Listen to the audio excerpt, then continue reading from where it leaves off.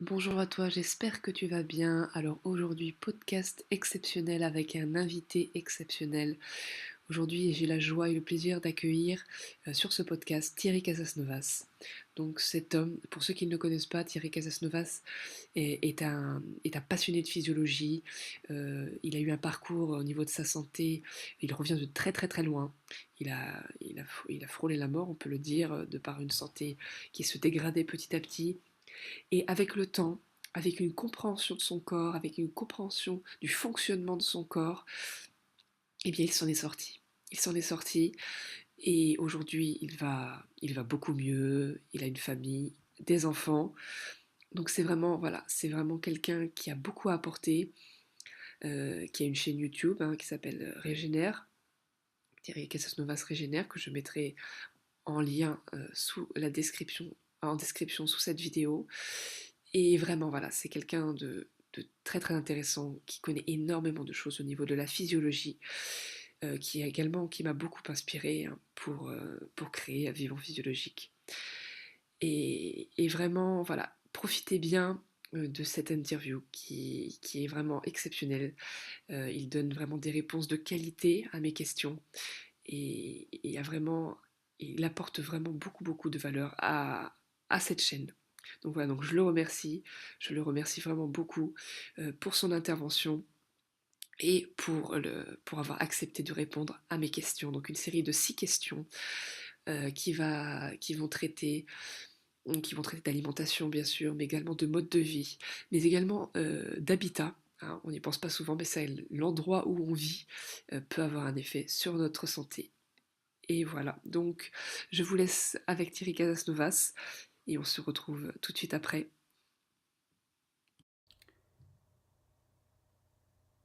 Question numéro 1. J'ai remarqué que beaucoup de femmes avaient du mal à être régulières dans la pratique du jeûne. Parfois, elles étaient capables d'expérimenter des jeûnes secs de 2-3 jours, mais parfois l'idée même de sauter le petit déjeuner leur donnait le tournis.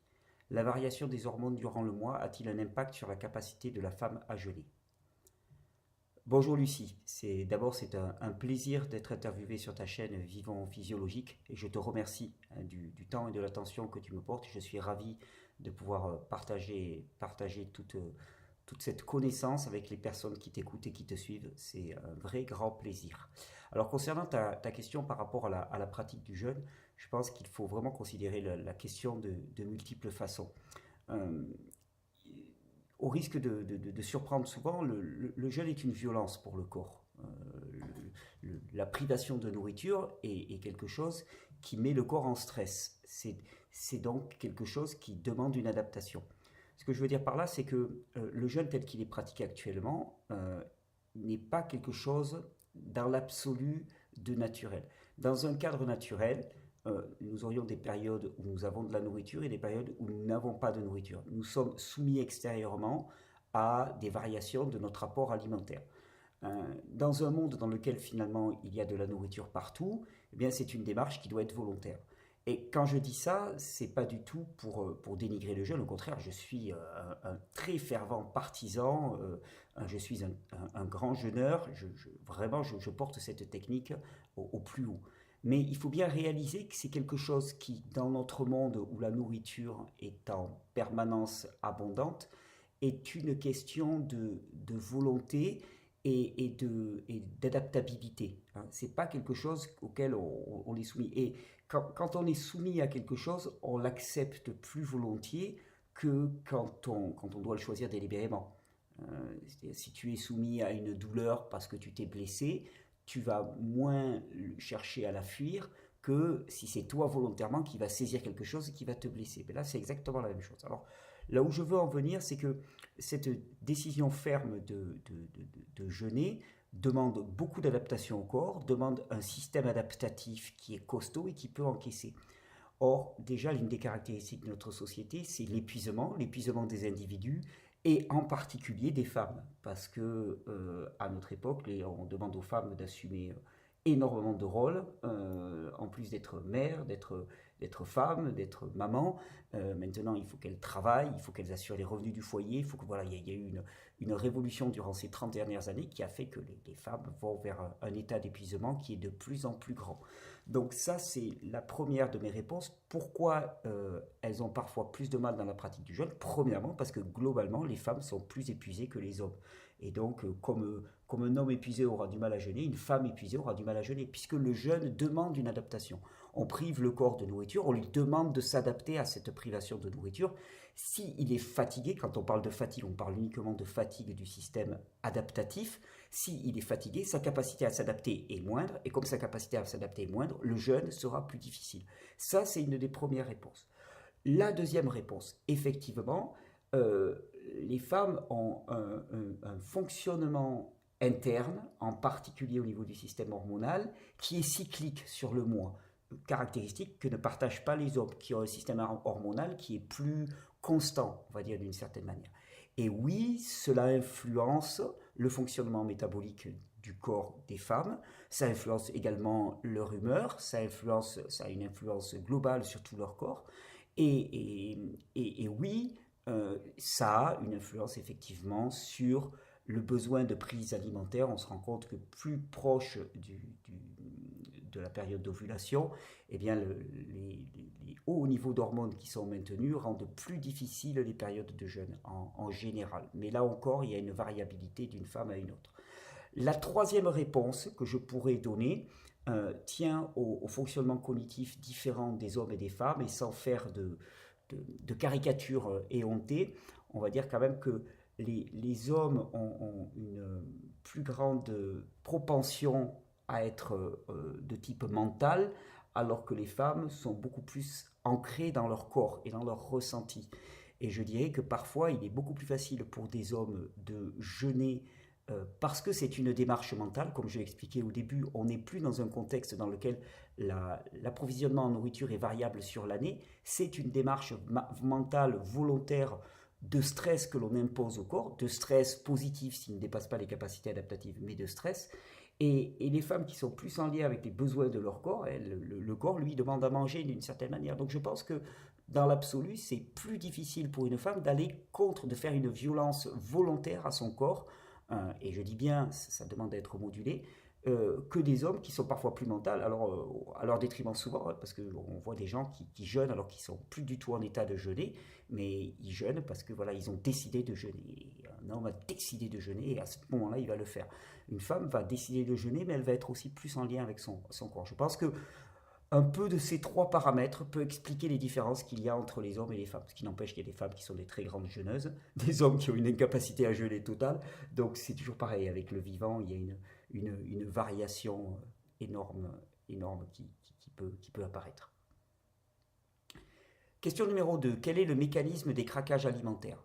Pourquoi en faisons-nous alors que nous avons trouvé nos repères dans une alimentation saine qui nous convient? Que signifient ces craquages alimentaires? Ah ben je te remercie Lucie, c'est une question vraiment très très intéressante.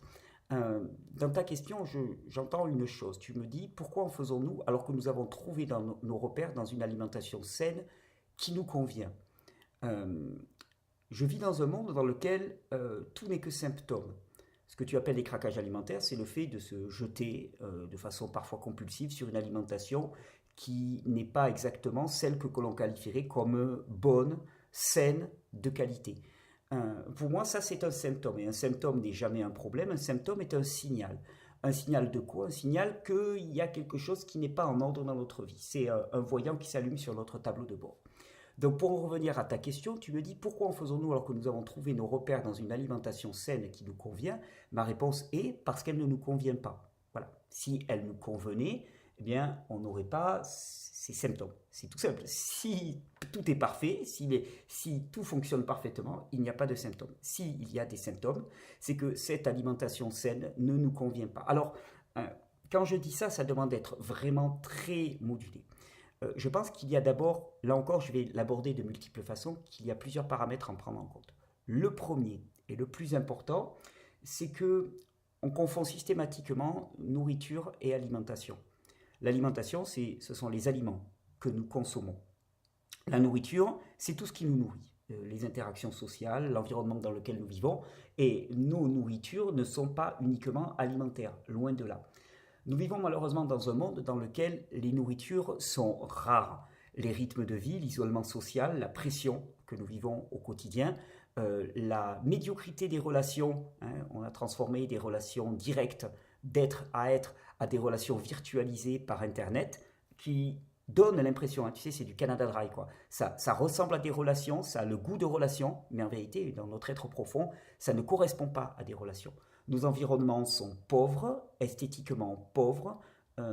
Notre capacité à la création, à l'interrelation avec notre environnement sont extrêmement réduites. Et donc, une part de nourriture dans notre vie est de plus en plus réduite. Je ne te parle pas de nourriture spirituelle. On vit une disparition du spirituel au profit d'une rationalité euh, qui se gosse de tout ce qui est spiritualité ou de pseudo-spiritualité qui ne satisfont pas, et il y a un véritable effondrement à ce niveau-là. Alors, notre alimentation saine peut-être nous convient, mais elle ne peut pas être l'essentiel de notre nourriture. Quoi qu'on fasse, tu auras beau manger la meilleure alimentation du monde, tu as des besoins en termes de nourriture. Et si tu ne réponds pas à ces besoins de nourriture relationnelle, de créativité, spirituelle, de transcendance de manière adéquate, tu pourras beau avoir la meilleure alimentation du monde, elle ne pourra pas compenser ce manque. Donc je pense que déjà la première réponse, c'est que nous cherchons à compenser par notre alimentation et par le fait de nous remplir un manque spirituel, relationnel, émotionnel que la nourriture ne peut pas remplir. Donc c'est une course en vain, définitivement. Ensuite, donc ça c'est sur le plan nourriture, alimentation versus alimentation. Ensuite, eh bien, cette notion d'alimentation saine, pour moi, elle est extrêmement galvaudée. C'est un peu comme quand on parle d'alimentation vivante, et souvent j'ai tendance à dire, mais c'est pas ton alimentation qui doit être vivante, c'est toi qui dois être vivant. Euh, on donne énormément de pouvoir à l'alimentation. Il y a d'ailleurs des livres qui existent, le pouvoir de l'alimentation. Mais l'alimentation n'a strictement aucun pouvoir. Donne la meilleure alimentation du monde, hein, à un Maccabée, tu ne vas pas le ressusciter, tu ne vas pas le mettre en bonne santé. Et je pense que l'un de nos torts, c'est de mettre le pouvoir sur des choses extérieures et non pas des choses intérieures. Le pouvoir est dans le corps. Le pouvoir, c'est la vie. C'est le vivant à l'intérieur de nous. C'est cette vie, cette présence vivante à l'intérieur de nous, c'est elle qui a le pouvoir. C'est à elle qui est le pouvoir. Et notre alimentation n'a aucun pouvoir. L'alimentation saine que l'on conçoit, elle est parfois, je pense, très intellectualisée. On a une représentation très conceptuelle de ce qui est bon et de ce qui est pas bon, alors que ce qui est bon avant tout, c'est ce qui nous correspond et ce qui correspond à nos besoins. Et ça, pour le savoir, c'est très compliqué. Très très compliqué parce que on est victime d'une des pires saletés qui soit en termes alimentaires, qui s'appelle la diététique. La diététique est une saleté au sens que ça crée des critérisations. Ça c'est bon et ça c'est mauvais. Tel aliment est bon et tel aliment est mauvais dans un absolu. Et ça c'est de la folie parce qu'en fait il n'y a pas d'absolu. Il y a des individus, il y a des circonstances de vie, il y a des conditions de vie. Déjà d'un individu à l'autre les besoins vont varier énormément. D'un individu à l'autre et d'un moment à l'autre les besoins vont varier énormément. Et créer un absolu en disant telle catégorie d'aliments est mauvaise et telle catégorie d'aliments est bonne, c'est une erreur. Qui plus est, quand on qualifie les aliments de poison ou de pas poison, eh bien, on prend un très gros risque parce que d'un individu à l'autre, il y en a un qui va te dire oui, mais moi, je mange tel aliment et je n'ai pas de problème, et l'autre va te dire moi, je mange tel aliment et j'ai des problèmes. Ce qui fait qu'on réalise que c'est toujours une danse à deux. Il y a un environnement, un aliment, et il y a un individu et un organisme. Plus ton organisme est faible, plus tu vas réagir à tous les aliments de ton environnement. Et plus la définition d'une alimentation saine sera restrictive et complexe. Hein. Tu seras allergique à tout. Hein. Donc une alimentation saine pour toi, ça sera une alimentation qui ne comprend qu'une rare classe d'aliments, parce que de toute façon, sinon le reste, ça ne passe pas. Et toi, tu vas dire, mon alimentation saine, c'est ça. Alors qu'un individu qui a un organisme qui est très adaptatif, très costaud, eh bien lui va pouvoir s'adapter à une palette alimentaire beaucoup plus large, et sa définition de l'alimentation saine sera beaucoup plus large. Donc, parfois, je pense qu'on définit l'alimentation saine au vu de notre faiblesse, mais ce faisant privant notre corps de nutriments dont il aurait grand besoin. En tout cas, pour moi, les craquages alimentaires sont toujours un message. Et dire, ouais, non, ça vient de mon alimentation est parfaite, non, elle n'est pas parfaite. Dans tes nourritures, il y a quelque chose qui ne va pas. Et il faut trouver, et il faut partir en enquête. D'ailleurs, c'est tout le sens des symptômes. Hein. On a appris à considérer les symptômes de façon négative, à les rejeter, alors que les symptômes, c'est juste une invitation à partir à l'aventure. Tu te dis, ok, j'ai un voyant qui s'allume. Bon, parfois, tu vois exactement ce qu'il veut dire, donc là, c'est très bien. Puis des fois, tu ne vois pas. Ben là, tu commences à ouvrir la notice, par exemple, de ta voiture pour comprendre à quel voyant correspond ce voyant, à quelle information correspond ce voyant sur le tableau de bord. Et c'est exactement comme ça que l'on devrait comprendre les symptômes dans notre vie. Question numéro 3. Rappelle-nous pourquoi des produits animaux sont-ils essentiels pour la croissance et le développement de nos enfants? Est-ce vraiment une question de protéines comme on l'entend ou bien une question d'acides gras? Alors, écoute, je crois que tu as déjà une idée quand tu me poses la question. Alors, pourquoi les produits animaux sont-ils essentiels pour la croissance et le développement de nos enfants? Écoute, je ne sais pas, je n'ai plus d'avis sur la question. Euh, je, je, je pense, j'expérimente qu'effectivement, euh, la privation complète de produits animaux peut avoir sur certains organismes des conséquences extrêmement délétères. Est-ce à dire qu'ils sont absolument essentiels, indispensables? Je n'en sais rien. À titre personnel, j'ai choisi de ne pas faire d'expérimentation sur mes enfants et donc de leur proposer des produits animaux. Ils en ont une vraie appétence pour ces produits animaux, donc pour moi, ça match, ça colle. Mais tu sais, en termes d'alimentation, j'ai arrêté d'avoir des certitudes. Je pense que c'est une question vraiment individuelle, d'histoire individuelle, et ça demande à être expérimenté. Voilà, je n'ai pas de réponse formelle là-dessus. Je ne suis pas anti-viande, je ne suis pas pro-viande, je ne suis pas pro-produits animaux. Ce qui est certain, c'est que la majorité des produits animaux qui sont consommés actuellement sont une véritable ignominie. Ignominie par les conditions de vie des animaux et donc de fait la qualité des produits qui sont consommés. Ignominie par la transformation, ignominie par le traitement, par les antibiotiques, par tout là-dedans, c'est une horreur. Mais ce qu'il faut voir, c'est que c'est toute la création qui souffre de la même manière. C'est le vivant, le végétal, l'animal, tout souffre de la même manière. Tous nos modes de production sont complètement, absolument délirants. Et c'est pas obligatoirement, on n'a pas trouvé la solution parce qu'on mange bio. C'est un pas en avant, indispensable, incontournable, mais c'est vraiment trop court, quoi. C'est vraiment trop court. Tant qu'on délèguera nos modes de production dans les mains d'autres, surtout des macrostructures, eh bien, on sera confronté à cette production délirante, qui n'a qu'une visée, c'est l'accumulation capitalistique, quoi, et qui crache sur le vivant en permanence, qui est une violence, qui est une honte, qui est une insulte au vivant. Donc, les produits animaux sont essentiels pour la croissance et le développement de nos enfants, oui, mais la plupart déjà sont de qualité absolument médiocre. On en mange trop, de toute façon, ça j'en suis persuadé, et de trop mauvaise qualité et dans des conditions qui sont pas acceptables. Donc il s'agit de revoir tout ça. Par contre, tu me poses la question de savoir si c'est plus par l'apport protéique ou plus par l'apport d'acides gras. Je pense que les deux sont vraiment importants. Je pense qu'il y a des personnes effectivement qui choisissent un régime végétalien ou végétarien moins, mais végétalien ou végan comme on dit maintenant, qui n'ont pas un apport d'acides gras suffisant. Euh, Chez les enfants, perso, je ne m'amuserai pas effectivement à leur imposer un régime végétalien ou végan. Voilà. Alors après, on va te sortir le contre-exemple de l'enfant qui va bien alors qu'il a un régime végan, mais c'est tout à fait possible. Mais c'est pas une norme, hein, c'est une minorité.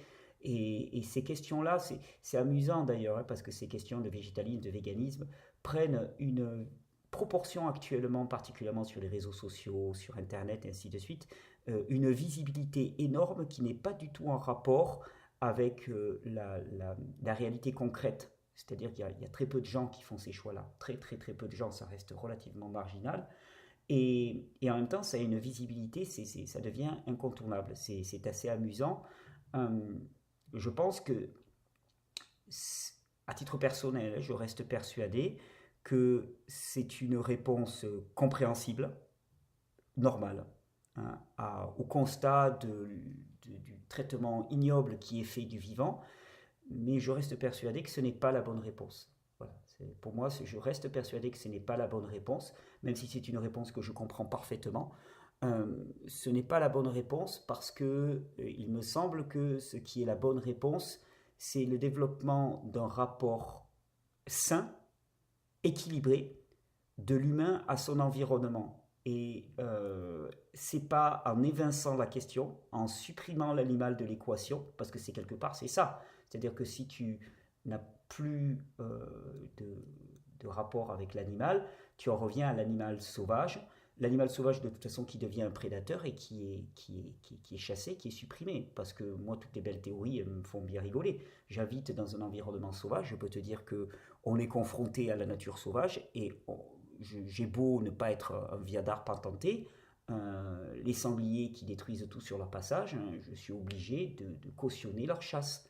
On a même nous une bête, on a un âne là, qui a été attaqué par un loup récemment. Il y a quelques loups solitaires dans nos montagnes qui a été attaqué par un loup on a dû mener des factions pour essayer de supprimer ce loup de toute façon. Enfin voilà, on est confronté à cette difficulté. Le rêve d'un homme qui a évincé la question animale, c'est purement utopique, ça n'existe pas. Donc pour moi, la vraie bonne réponse, c'est de changer radicalement de direction par rapport à nos moyens de production. Et d'ailleurs que ce soit en termes d'animaux, de végétaux et d'humains, parce qu'on vit dans un système qui écrase tout, le végétal, l'animal et l'humain. Et penser qu'on a résolu le problème simplement en évitant de consommer ou d'exploiter des animaux, c'est se mettre le doigt dans l'œil jusqu'à la glande pinéale, quoi. Ça marche pas. Ça marche pas. C'est court. Donc, je ne suis pas pour éviter les produits animaux, je suis pour trouver un rapport normal à l'animal. Voilà, c'est dans ma approche. Question numéro 4. Dans une de tes dernières vidéos, tu nous as brièvement parlé des enduits terre comme protection contre l'effet des rayonnements électromagnétiques. Peux-tu nous expliquer ce phénomène qui intéressera plus d'un parent, je pense, soucieux de protéger leurs enfants de ce fléau invisible? Alors, tu pars dans une toute autre direction. Écoute, c'est avec très très grand plaisir puisque je suis un amoureux du vivant et de toutes les sciences naturelles du vivant. Et c'est vrai que je m'intéresse énormément à l'éco-construction et à, à des habitats sains puisque ça fait partie de notre environnement et de nos interrelations avec l'environnement. Et c'est vrai que je suis devenu fanat. D'abord de façon très pragmatique, parce que c'est ce que j'ai fait chez moi. J'ai cherché une solution pour réaliser des enduits sur mes murs. Une solution qui aurait de nombreux avantages. La première, c'est le côté local, le caractère local. Donc, j'ai choisi d'utiliser de l'argile et donc de la terre argileuse de chez moi, de mon environnement. Et je me suis rendu compte que cette terre argileuse, quand elle était enduite sur les murs, comme d'ailleurs fait une très grande partie de la population mondiale, on ne se rend pas compte à quel point la plupart des habitants dans le monde sont enduits de terre, et cette terre présente de nombreux avantages. Alors le premier que je lui connaissais, c'était une régulation de l'hygrométrie dans l'habitat. C'est-à-dire que les enduits de terre crue, c'est de la terre mélangée à de l'eau et du sable simplement, qui est passé, qui sèche sur les murs, qui est taloché, comme diraient les maçons, et qui donne un aspect, alors déjà esthétiquement de toute beauté, et qui présente un facteur d'abord de régulation de l'hygrométrie, c'est-à-dire que cette terre crue absorbe l'humidité quand elle est en excès, et la restitue quand elle est pas suffisante. C'est-à-dire que dans ton habitat, ça va être jamais trop sec ou trop humide. Donc rien que ça donne des habitats avec des airs extrêmement sains. Hein, voilà, il n'y a pas de moisissure, il y a pas de, c'est pas trop sec comme environnement. On n'a pas besoin de déshumidificateur ou d'humidificateur. Ça, c'est le rôle tampon de cet enduit-là est réalisé. Et la deuxième chose que j'ai découvert, alors là qui est beaucoup plus intéressant, c'est que ça bloque effectivement le rayonnement électromagnétique. C'est-à-dire que quand tu commences à avoir un enduit de 3 cm de terre à peu près sur ton mur, eh bien le rayonnement électromagnétique induit par les fils alimentés par du 220 volts, eh bien il est absent ou quasiment absent, indétectable avec des détecteurs de champs électromagnétiques. Et ça, c'est vraiment très très intéressant dans nos environnements où on parle de plus en plus de pollution électromagnétique. Bah, c'est simplement que ça réalise une sorte de mise à la terre. Hein. La surface de terre est suffisante pour que ça décharge complètement ce rayonnement électromagnétique. Et donc on réalise une vraie mise à la terre de manière systématique au niveau des murs. Donc je trouve que c'est une technique qui réunit énormément d'avantages. Le très bas coût, hein, puisque tu n'as pas besoin de peindre par-dessus, tu n'as pas besoin d'enduire. L'accessibilité, ça peut être fait par n'importe qui. La non-toxicité, quand tu fais des enduits à la terre, bah, tu nettoies avec de l'eau, puis c'est réglé. La proximité, parce que tout le monde a de la terre plus ou moins argileuse autour de chez lui. Il faut faire des essais, on essaye pour voir la quantité de sable nécessaire. Hein, on appelle ça le chabotage, c'est la proportion de sable que l'on met. Mais donc la proximité, ça c'est un point essentiel pour moi. Et ensuite, bah, régulation de l'hygrométrie dans l'habitat, assainissement de l'air et de l'environnement, et protection contre le rayonnement électromagnétique. Donc je trouve que c'est une technique extrêmement riche et je vais essayer d'en parler de plus en plus parce que c'est très, très porteur, très très porteur. Question numéro 5. Graisse blanche, graisse brune, pourquoi les enfants débordent d'énergie et ne ressentent pas le froid comme nous? Alors cette question, Lucie, là, des graisses blanches et des graisses brunes, elle est vraiment très très intéressante. Qu'est-ce que c'est? En fait, on s'est rendu compte qu'il y a des cellules graisseuses dans lesquelles il y a ce qu'on appelle des mitochondries, donc des centrales de production d'énergie. Il y en a d'autres dans lesquelles il n'y en a pas. Et les enfants, quand ils naissent, ont énormément de cellules graisseuses. Donc les cellules graisseuses, en fait, ce sont les cellules de stockage de notre organisme. Hein. Pour l'homme, le stockage des ressources se fait sous forme de graisse. Pour la plante, ça se fait sous forme d'amidon. Pour les animaux et pour l'homme, ça se fait sous forme de graisse. Eh bien, les enfants ont des cellules graisseuses dans lesquelles il y a aussi des petites centrales énergétiques de production d'énergie qu'on appelle les mitochondries. Et ces mitochondries donc, peuvent utiliser la graisse directement pour produire de l'énergie. Ce qui veut dire que les enfants ont une capacité à brûler leur graisse qui est très très importante. Et puis petit à petit, au fur et à mesure de la vie, on voit que ces graisses brunes deviennent graisses blanches, et c'est-à-dire que ça devient de la graisse inerte, il n'y a plus la présence de mitochondries, et c'est de la graisse qui va pouvoir être transformée, mais beaucoup plus laborieusement, qui est plus une graisse de stockage qu'une graisse de production d'énergie. Et donc on avait tendance à considérer que c'est quelque chose d'inéluctable, tu vois, c'est normal. Donc les enfants produisent énormément d'énergie, ont beaucoup de chaleur, beaucoup d'énergie, et puis les adultes, c'est tout à fait normal. Et en fait, on s'est rendu compte récemment que ça n'avait rien de normal, que c'était juste lié à une mauvaise utilisation du corps humain. C'est-à-dire que à force de ne pas solliciter le corps, de ne pas le confronter à des environnements qui lui demandent une adaptation, parce qu'il faut bien comprendre que cette graisse brune et ces mitochondries, elles sont là pour produire de l'énergie et pour produire de la chaleur. Si tu vis en permanence dans un environnement où la température est stabilisée, hein, où il n'y a pas à produire de la chaleur, parce qu'il fait toujours la même température, il fait toujours 20 degrés, hein, et ben, une fonction qui n'est pas sollicitée dans le corps humain, elle s'atrophie. Donc cette disparition des graisses brunes au profit des graisses blanches, c'est une atrophie du corps. Alors c'est une atrophie en réponse à un environnement qui est trop stabilisé, mais c'est une atrophie qui nous rend beaucoup plus faibles. Parce que le jour où on se retrouve confronté au froid, eh bien, le corps ne peut plus s'adapter. Et effectivement, les enfants débordent d'énergie et ont beaucoup plus de capacité de résistance par rapport au froid que les adultes, parce que les adultes ne s'exposent pas assez à la demande d'énergie et au froid. À force de ne pas s'exposer, à force de vivre dans des environnements aseptisés, eh bien on s'affaiblit, on devient de plus en plus faible. Et la bonne nouvelle, c'est que c'est réversible. Si un adulte commence à s'exposer au froid, progressivement, dans les limites de sa capacité adaptative, commence à s'exposer à l'exercice intense, on va dire d'une certaine manière, et bien à ce moment-là, il va développer de plus en plus de graisse brune, et ça va être un cercle vertueux dans lequel il va avoir de plus en plus d'énergie, de plus en plus de résistance au froid. Comme il a de plus en plus d'énergie et de résistance au froid, il va plus s'y exposer, et puis c'est parti. Donc ça peut se retourner, ça peut être une graisse, on peut développer une graisse efficace, plutôt que cette graisse blanche qui est une graisse inefficace, mais il faut s'en donner les moyens. Tu ne développes pas du muscle en restant assis dans ton canapé. Tu ne développes pas une résistance au froid en restant assis au chaud. Tu développes une résistance au froid en étant au froid. Voilà, c'est juste fonctionnel, purement fonctionnel. Question numéro 6. La journée, il est bon de s'exposer au froid pour augmenter sa capacité adaptative par une stimulation courte et ponctuelle du système sympathique. Mais la nuit, alors que c'est le système parasympathique qui rentre en jeu, ne vaut-il pas plus se couvrir? Le phénomène d'hormèse et de renforcement du corps se produit-il la nuit également? Alors c'est une très bonne question, je te remercie.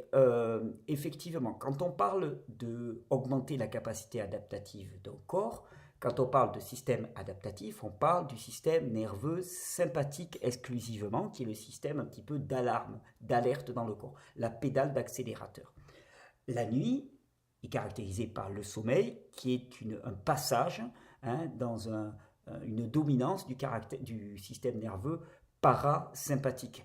Donc, oui, la nuit est un moment de repos, c'est pas le moment de faire de l'hormèse ou de la stimulation, parce que sinon c'est totalement antagoniste. Et d'ailleurs, si tu exposes ton corps au froid pendant la nuit, quelque part tu vas te réveiller automatiquement, parce que tu vas avoir une activation de ton système nerveux sympathique qui va devoir s'adapter à ce froid, et ce faisant, ça c'est antagoniste avec le sommeil.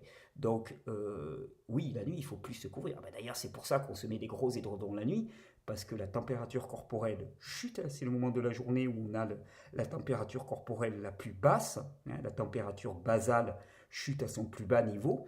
Mais la nuit, si tu as froid, tu te réveilles. C'est pas le moment. C'est le jour que l'on stimule le corps, et la nuit, on se repose. Le parasympathique ne peut pas être actif en même temps que le sympathique. L'un et l'autre sont mutuellement excluants.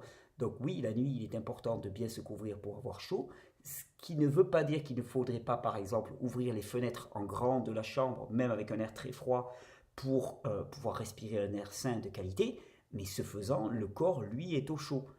Donc un air frais, le corps au chaud, sous des couvertures, et là, ça marche bien. Et c'est comme ça que l'on se repose. C'est effectivement une question importante pour ne pas tout mélanger. Il y a un temps pour l'action, il y a un temps pour le repos. Et c'est d'ailleurs l'une des choses qu'on a le plus perdu à notre époque, c'est cette capacité à vraiment distinguer. On n'a plus jamais de repos et plus jamais d'action. On n'a plus jamais froid et plus jamais chaud. On est dans une espèce de tiède, mou, insipide. Mais dans le tiède, mou, insipide, que ce soit au niveau de notre environnement, de nos relations, de nos actions, dans ce tiède, mou, insipide, le vivant, il dégénère. Le vivant, il n'a pas besoin de tiède, de mou et d'insipide. Il a besoin de sollicitations ponctuelles, à la limite de sa capacité adaptative. Il a besoin de chaud, il a besoin de froid, il a besoin de rigueur, il a besoin de difficultés, il a besoin d'inconfort, et c'est là-dedans que l'on prospère. Et nous sommes tombés dans un cercle vicieux d'affadissement de nos environnements qui rend les corps de plus en plus faibles. Et comme les corps sont de plus en plus faibles, ils ne peuvent plus s'adapter à un environnement normal. Et on est parti dans un cercle vicieux où nos environnements sont dits de plus en plus toxiques pour nous, mais c'est avant tout notre faiblesse qui est à remettre en cause. Et j'espère que mon travail, que ton travail avec ta chaîne Vivant Physiologique contribue aussi à interpeller les gens par rapport à leur mode de vie, se rend compte que sans un choix délibéré de nous remettre au challenge, nous sommes littéralement en train de mourir, parce que le vivant, quand il n'est pas sollicité à sa juste mesure, il meurt. Voilà, tout simplement. Écoute, je souhaite à toutes les personnes qui ont écouté cette vidéo, ce podcast, une très très belle journée, de faire vraiment le choix du vivant, et de connaître les lois de la physiologie pour pouvoir les appliquer, parce qu'elles sont bonnes pour nous et elles vont dans le sens de la vie, du vivant, de la joie et de la santé. Très belle journée. Donc voilà, donc je remercie encore Thierry pour cet entretien. J'espère que ce podcast exceptionnel vous aura plu. N'hésitez pas à liker cette vidéo. Également, n'hésitez pas à vous abonner à la chaîne Vivons Physiologique si ce n'est pas déjà fait. Également à vous abonner à la chaîne de Thierry Casasnovas Régénère. Et également, si vous avez des commentaires, des avis, n'hésitez pas à les partager sous cette vidéo. Et je vous dis à très bientôt pour un nouveau podcast.